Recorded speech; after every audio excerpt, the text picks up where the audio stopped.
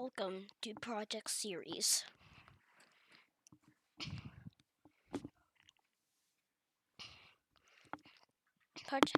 Welcome back to.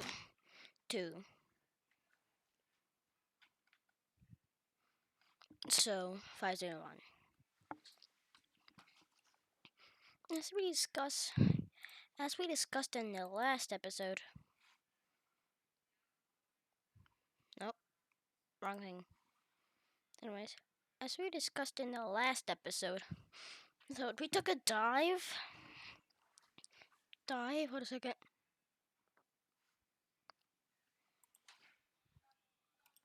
Here's Rookie. Yeah, that's a premier. There's 3.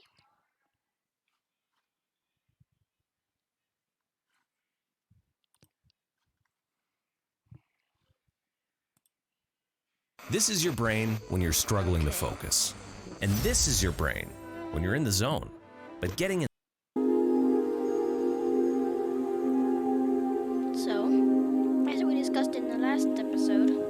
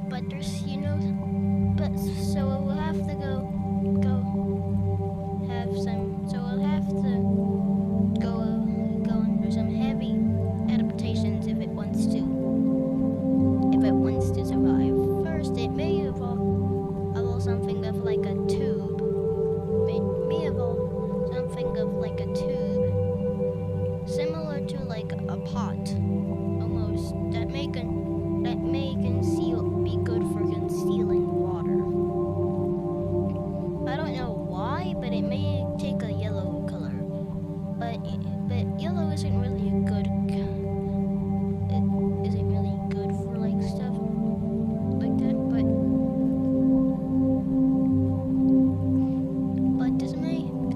But we may see a new tactic.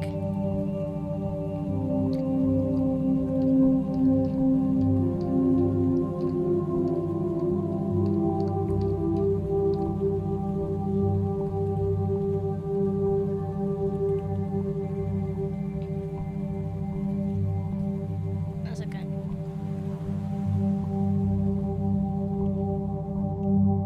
I need a chart.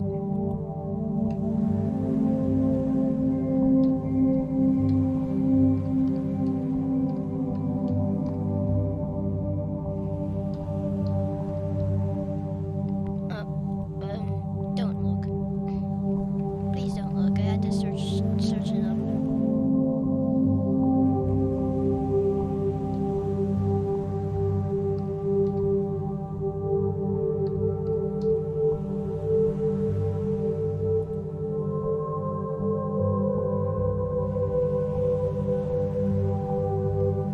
No, Liberdoran will have. You know what? Liberdoran will have the answers. That's what I call him. No way! No one can pronounce it.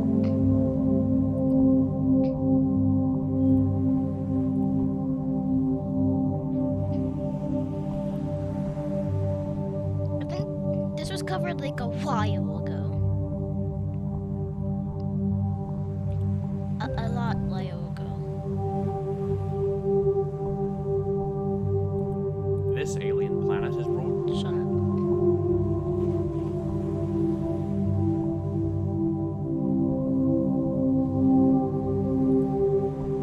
We need to be able to see more clearly.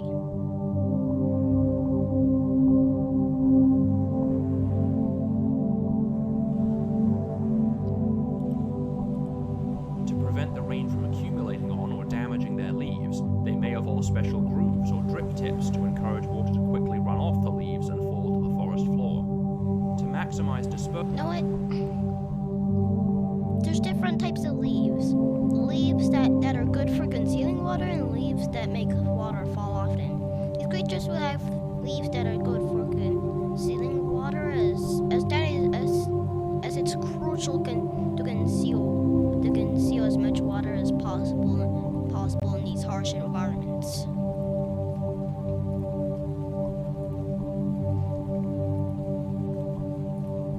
We'll call them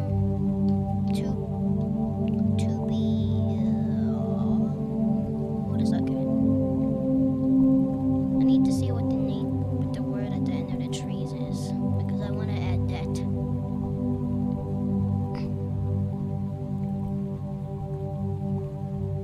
Do goopying. So ing will be at the end. To being. And we'll actually be calling the background like this, so we know that it's in the desert. The two being ink will be the main food source, but there may be super harsh in these environments, and only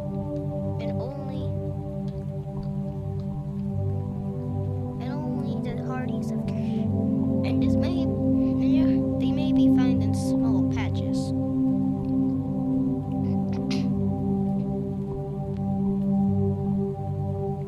As of right now, there's no animals, so they have to have there is, but wind won't be. The ancestral plants may have used wind dispersal, but there won't be a lot of wind. It will be an extremely harsh environment. So instead of in other environments where we'll safely find a female head of her plant, the seeds may just fall to the ground and die. But there's no animals at the time of these developing, so they may have to switch to just cloning themselves. There's just no effective way for them to survive.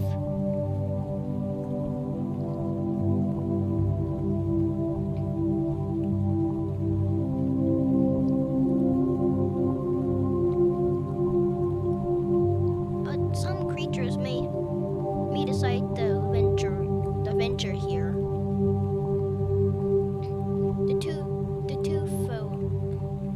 The two forms may decide to live here. They decide to live here. They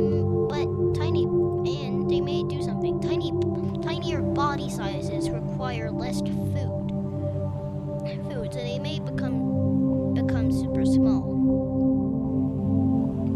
and maybe even evolve a few adaptations. The first adaptation they may is some type of hump. What is that? I didn't say cattle.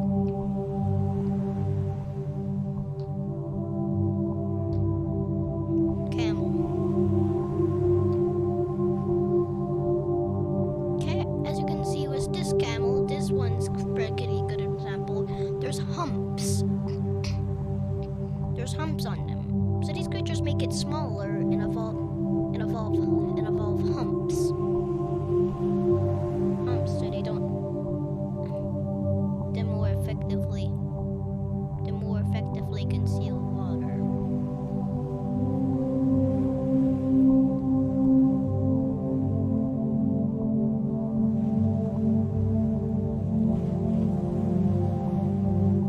They won't have to run away from predators, so they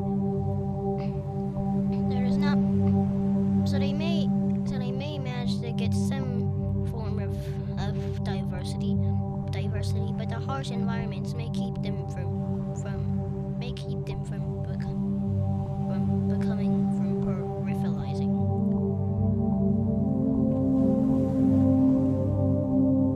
They may keep their hubs of their ancestors.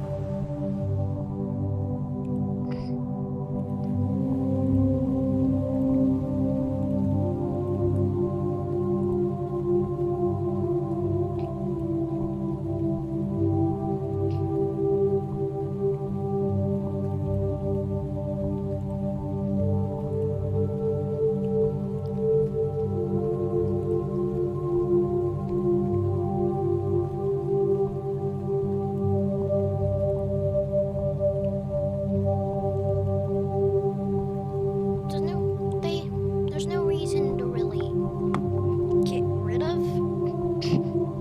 rid of the feeding arms, but as they eat grass, they won't really need any.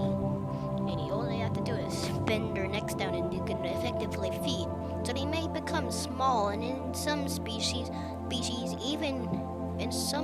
there's vestigial, and even in a select few they may just completely disappear.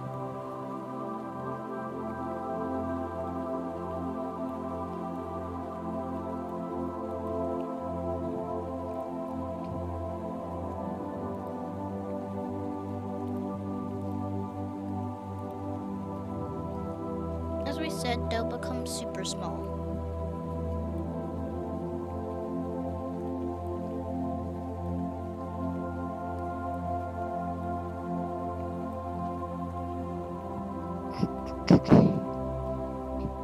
We'll call these creatures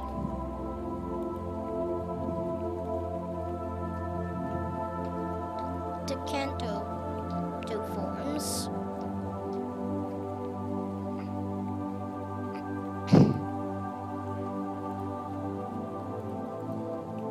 Second.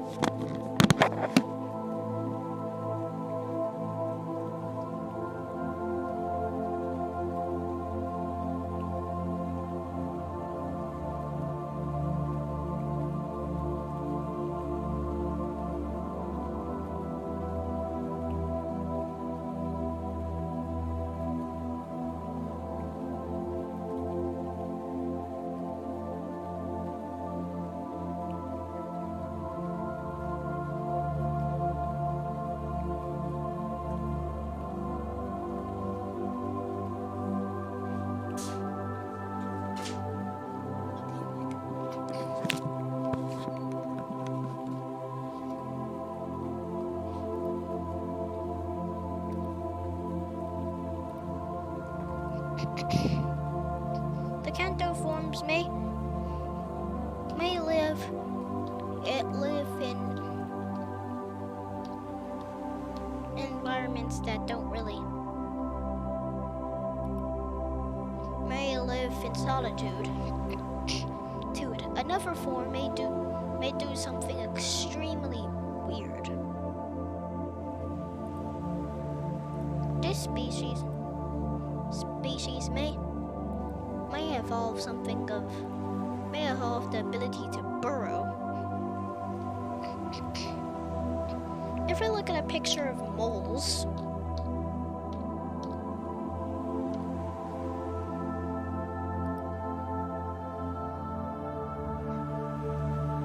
here's a mole. Moles have big arms, and they're basically like smooth little squirts.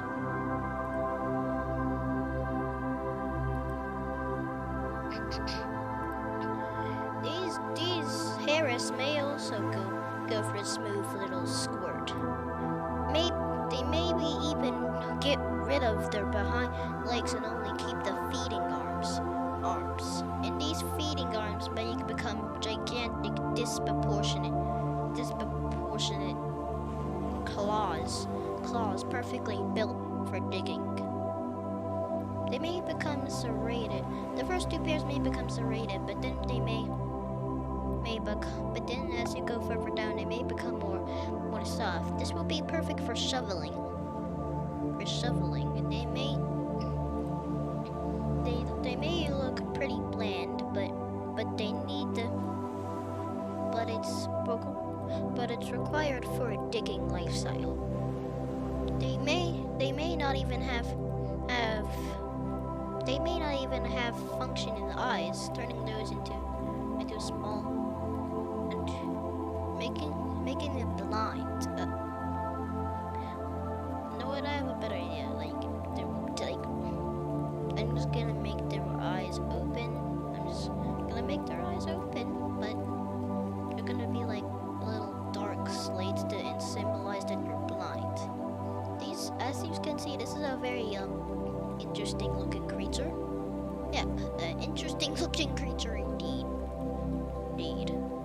They may also become a bit smaller to escape the heat. They may only go on land for feeding. They may burrow to escape the heat. As there's no predator, so there's no reason to do it to escape from predators. These creatures we call Yanto form. We'll quietly dig under the sand, undisturbed.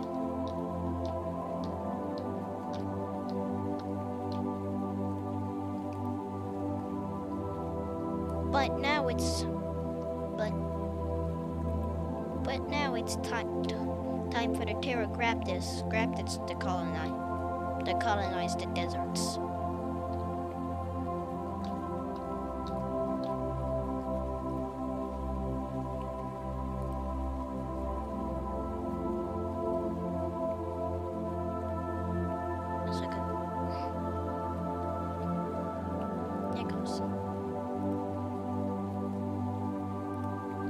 If we look at most of the pterographtids, we can see that not a lot of them are adapted for this, except the sylvograptids.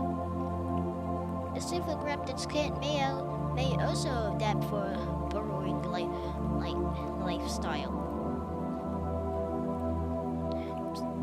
But they may do something. But they may do a weird. But they may evolve the carnivory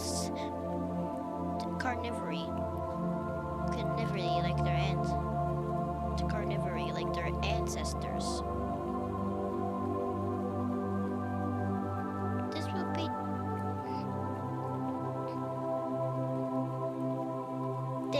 They may become even smaller than they originally were.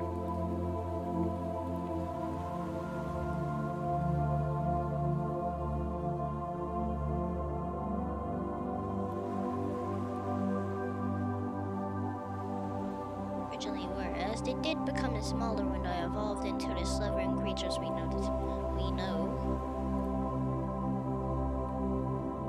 These creatures may also become blind, but they may also but since they're predators, they may undergo an extremely weird adaptation, which we'll get into after them drawing teeth and the eyes. Okay, I can't forget about the eyes.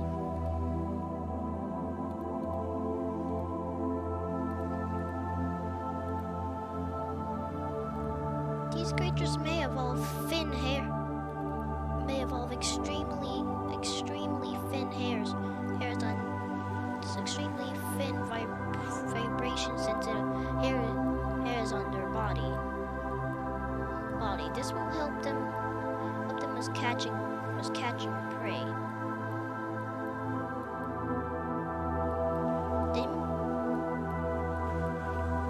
As they are predators again.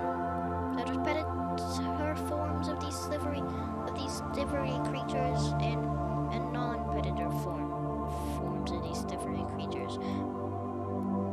Oh no, so those other guys were not herbivores, they're omnivores. Why do I keep forgetting? But since they already eat meat, they may go for a meat diet. They may become fully adapted for meat eating. And as I said, they're tiny, even tinier than they used to be. So now the legs are off screen instead of just a head. Terrible legs.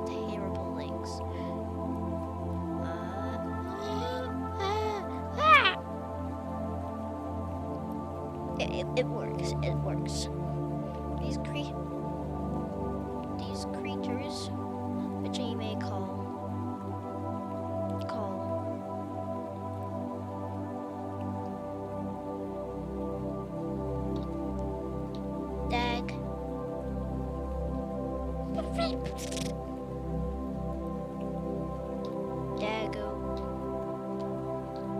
Dago graptids may live here without any interruption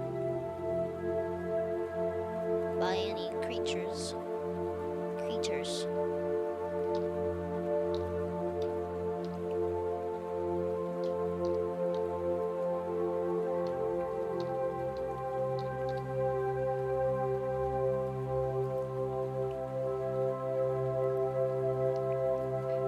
Now, okay, it's dark in my room.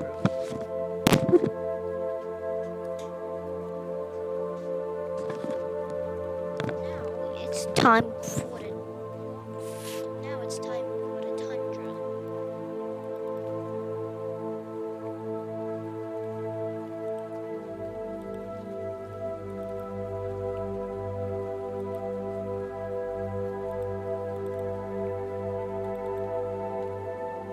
I would like to zoom in on what is it.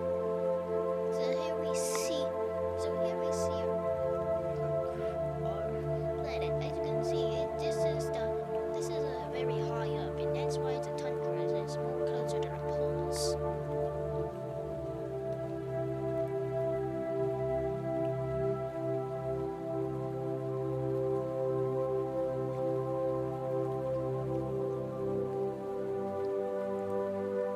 The first creatures to come. Now there's something else I need to address. Bigger body sizes make more heat. So creatures may evolve to this. Now a creature that already has some like tiny proto hairs, like starting to grow. They're calling proto hairs. They're not fully developed hairs. They're just kind of there. I'm pretty sure it's this. No, just come up. The tiny graptid. Sheep-like organisms that I covered in the last episode. If you don't know what the last episode is about, it was about the plains. And hopefully didn't hear that. The tiny graphids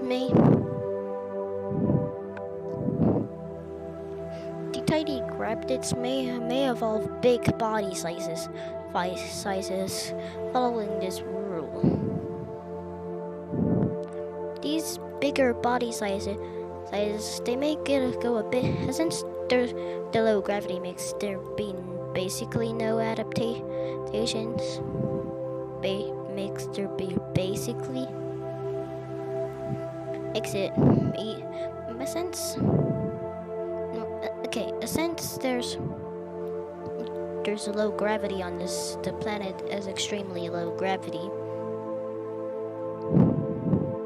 Low gravity. This may allow them to get bigger, which will allow them to more effectively insulate themselves. This may turn them into this. They may go a little overboard with this constraint and become massive though. Evolving the oversized. Wait, no, they don't have feeding arms, and they don't. Okay, I forgot what type of creature this thing even was.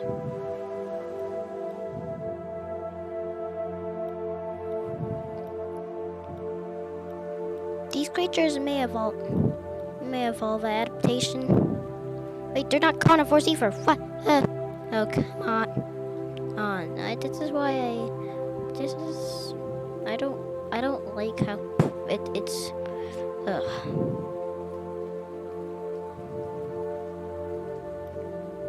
There may be plants that evolve first, but I don't feel like going over plants, as plants are basically useless in this series until we get further on.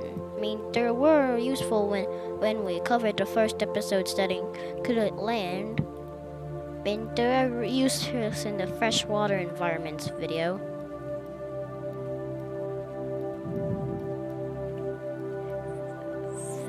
But yeah. So those are flat teeth. It's kind of hard to tell.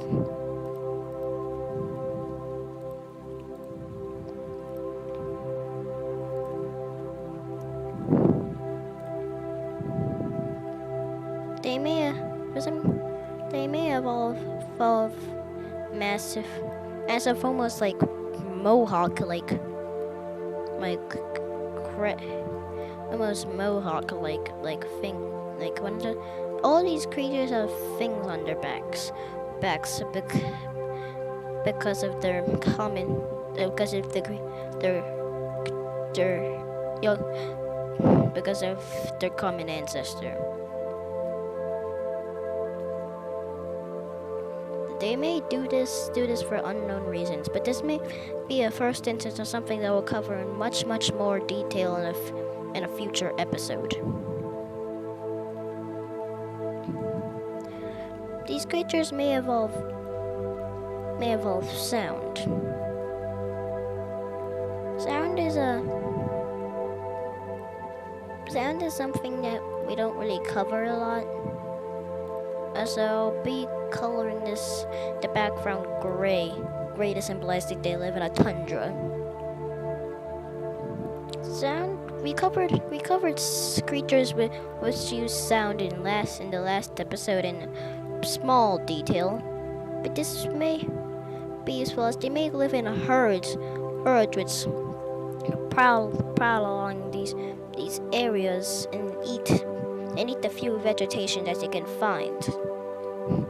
And eat vegetation in like huge herds.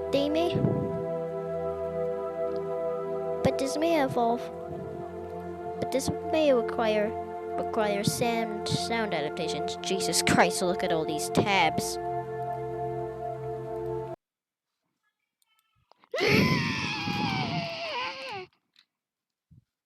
Just comment that. See what they think about that.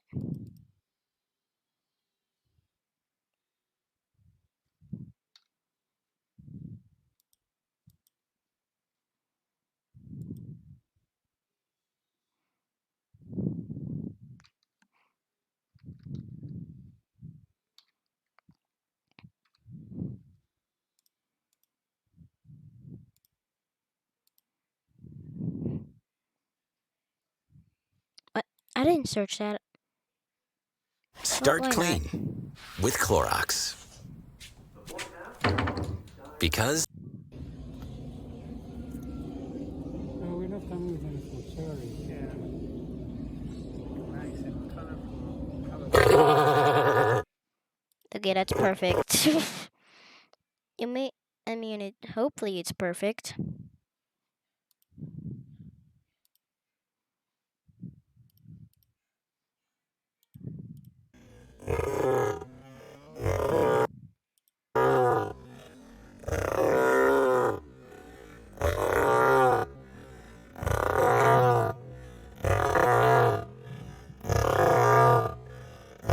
That's their sound.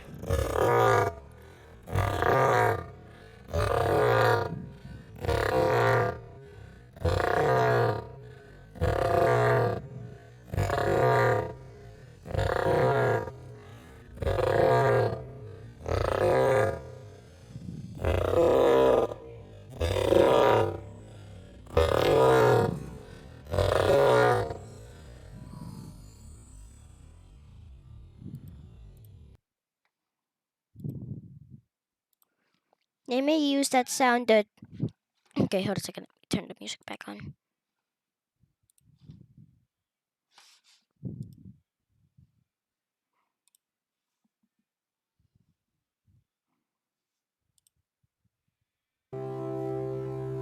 Wait, no. Normal. That sound may use to be attract mates, but there may be a leader, and this leader may hog up all of the females for itself, and if there's any males in the group, they may try to secretly mate with females, which may anger the dominant male and cause fights. This may be used for like a huge fighting horn on the front of their heads. This huge fighting horn will be super durable as it will break a lot. These creatures may fight each other and attack each other, and maybe even sometimes critically injure the other creature, or actually fatally injure the creature. We'll call these huge brutes Cratiana.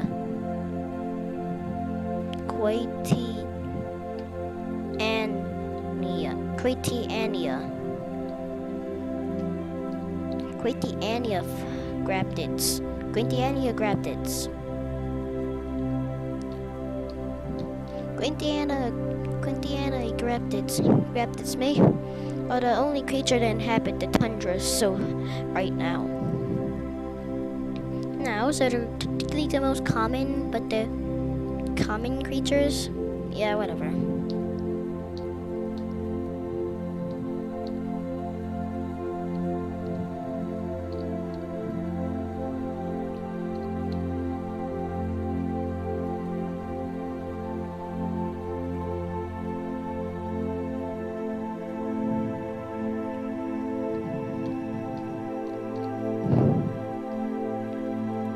Quintiania graptids currently actually have the longest name of any creature. Just a fun fact. I don't even need to check, I just know.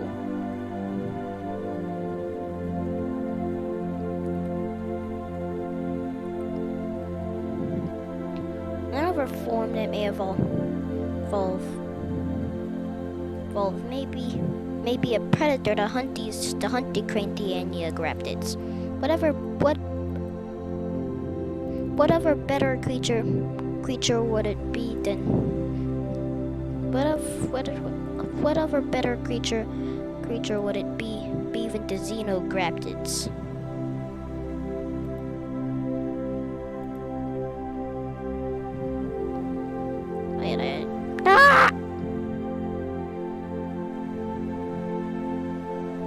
Bye. what better creature would it be than the xenograptids? They already have size, but they may make biggest creature to evolve yet. This creature may have a gray body coloration, and they may make this may have something to do with fur. Yeah, it's fur. They may have gray fur.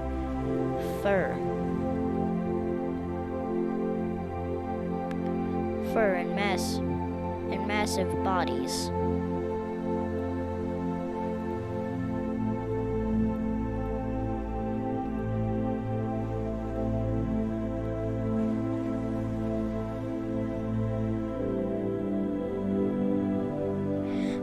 They may evolve huge claws to take out the Quintiania, and they may keep their frills, but reduced, so they don't trap any heat. Reduced, like that reduced. So they may, since they're carnivorous,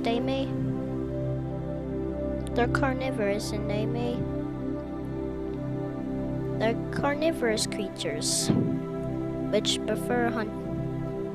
like hunting large prey. So these Quintiania forms may be the reason they're even drawn to the habitat.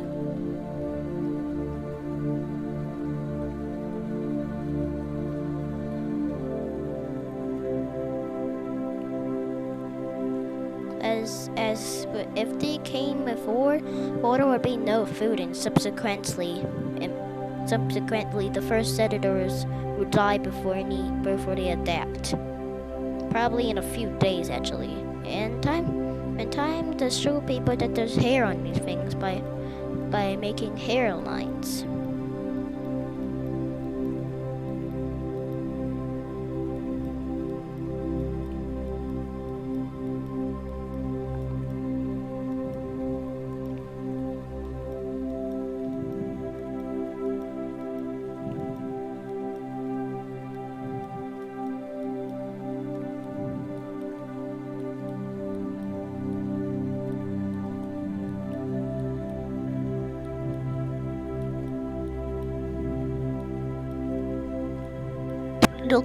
Makes it look like it's mad. I'll keep that. They may evolve a huge tuft of hair on their back. Well, it's not a huge tuft, but it's a big tuft of hair. You know what? I want it to be bigger. I don't think a huge. So now it's a huge tuft of hair. It's there because it's there. It provides even better insulation. It's basically like surface hair. It's basically just a huge tuft of hair which will insulate the creature even more. And it may evolve the same bigger's better in this environment rule, becoming a massive abominations. They may become so large that they can literally pick the Quintiana forms off the ground on their bare feet, pick them up and throw them across the tundra. The adults may be too big, but the adolescents are the perfect size for a good meal and the perfect size for throwing. So they may prefer to attack the adolescents, charging at them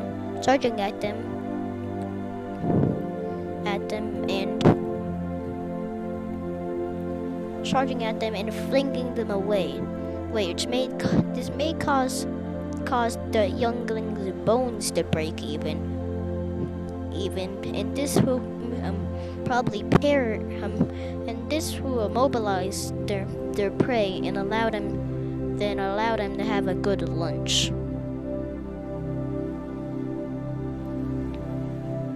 But the Quintiana form may stick to careless selection, putting in more effort, producing less offspring, but putting more effort into attacking them.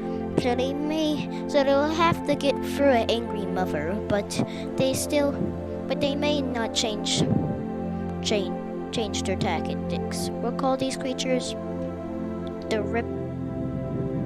Call these creatures the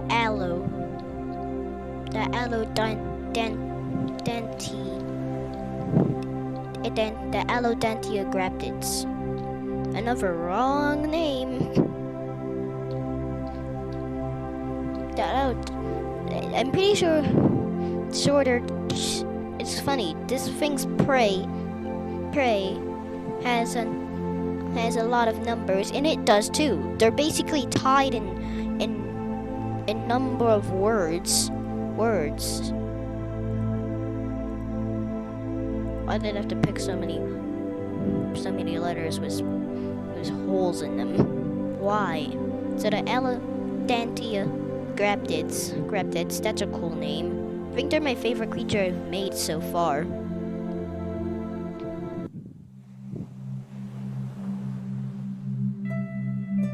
Wait, what just happened?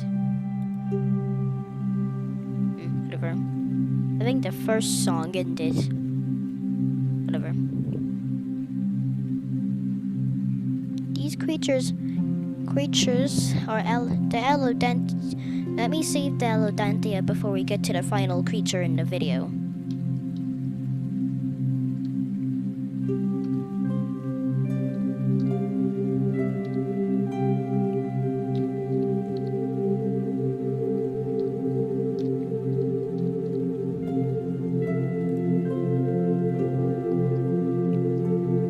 Anyways, the final creature.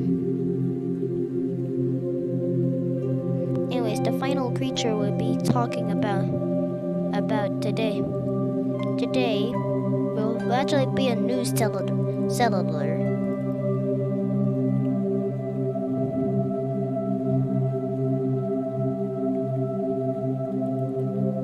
The Juyu forms may have been starting to get outcompeted. The Juyu forms may start to get outcompeted when it comes to large. May start to be outcompeted.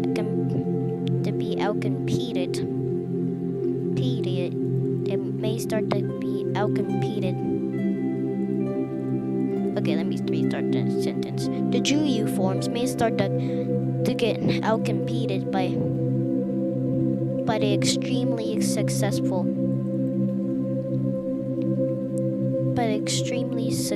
Tufu forms. Forms have long legs and they're better for escaping predators, and they can rely on their small body size to eat up grass constantly. While these big creatures have to sustain can't bend down enough, and they'll have to sustain themselves off of the Juyu form they have to sustain themselves on the couple and unknowing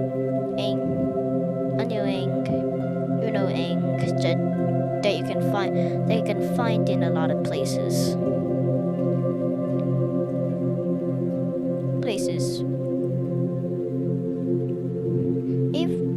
Which may push them into the tundra. They may actually become smaller now that they're in the tundra still. Even though they've been pushed into a new environment,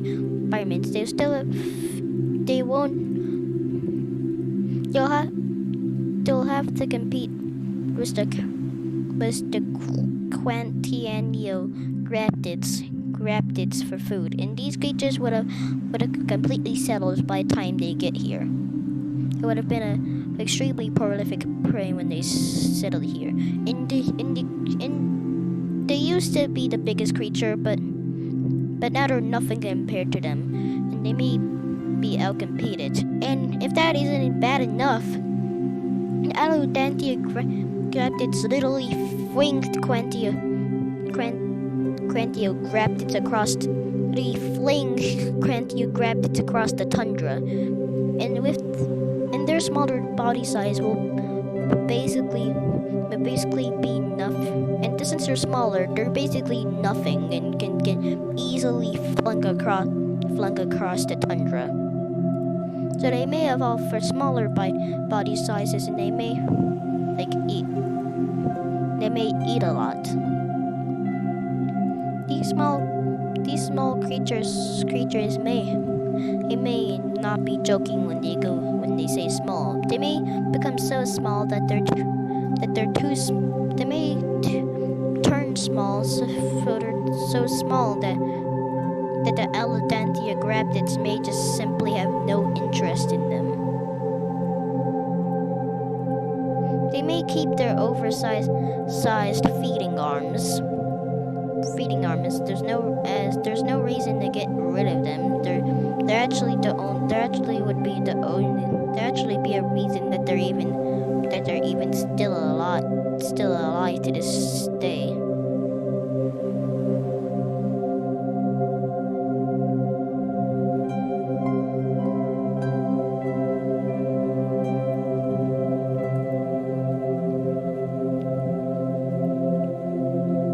So we're gonna use this phone for a size comparison again, because we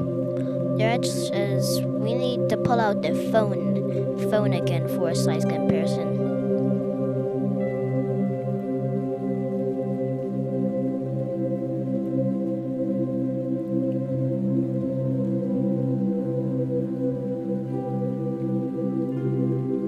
Okay, guys, did I make a better phone this time?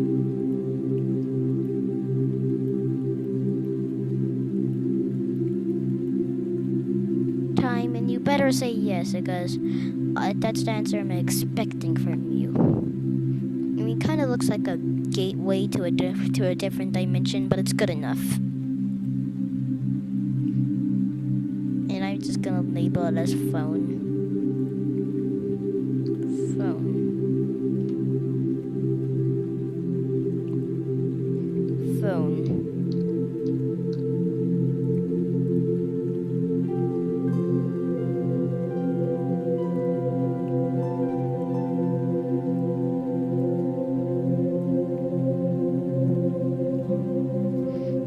These creatures may be called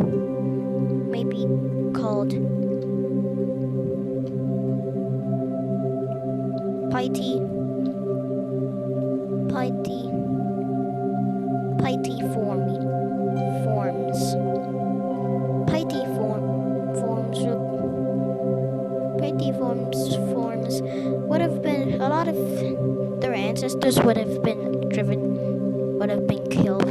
because of competition. So the Pythiforms may be an extremely rare sight as there's already as the few that evolved may not be very common.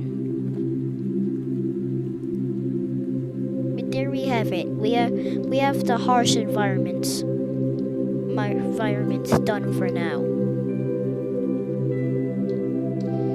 We'll probably return them in future episodes.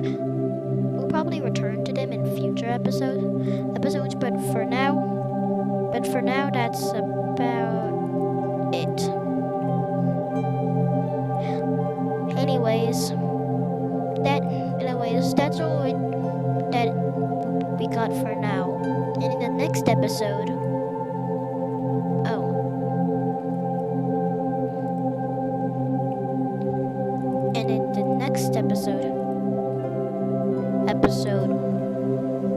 we'll see what happens when the continent finally splits into two continents.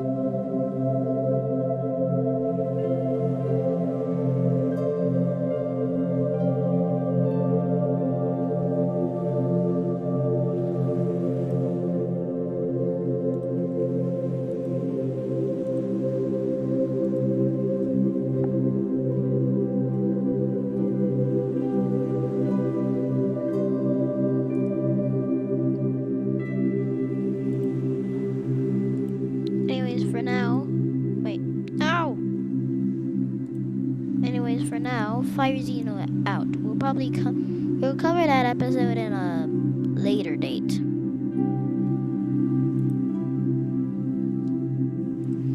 So let me check if it actually successfully saved.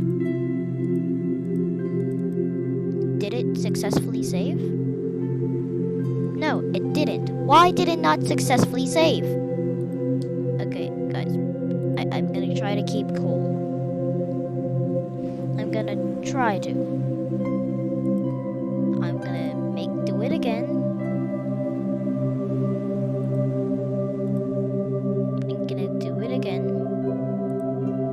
And if it doesn't work, I'm about to break this computer. Okay?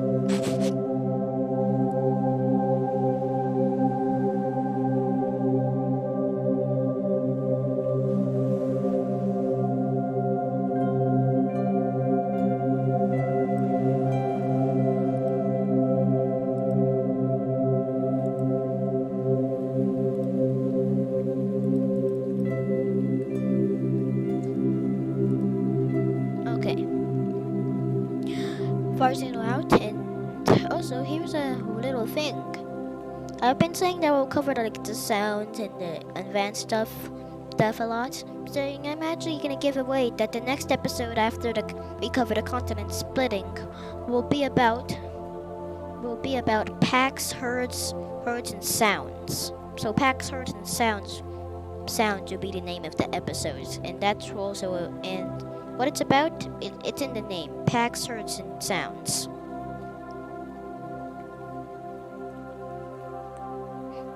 Anyways, Farzino out.